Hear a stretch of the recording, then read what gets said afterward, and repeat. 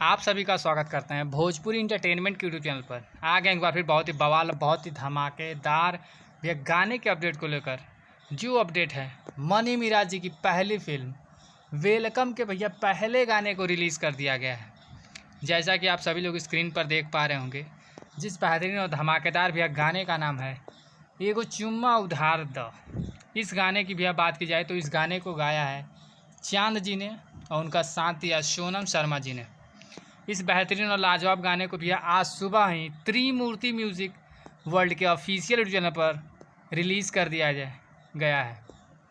बात की जाए इस गाने में स्टार कास्ट की तो भैया इस गाने में भैया मनी मिराज जी के साथ आप सभी को बेबी काजल जी नज़र आ जाएंगी इस गाने में। तो अभी तक मनी मिराज जी की भैया जितने भी फैंस हैं जिन्होंने इस बेहतरीन और लाजवाब गाने को अभी तक नहीं सुना है तो जाएँ त्रिमूर्ति म्यूज़िक वर्ल्ड के ऑफिशियल यूट्यूब चैनल पर जाकर इस बेहतरीन और लाजवाब गाने को भैया ढेर सारा प्यार आशीर्वाद दें और गाने को भैया खूब शेयर करें।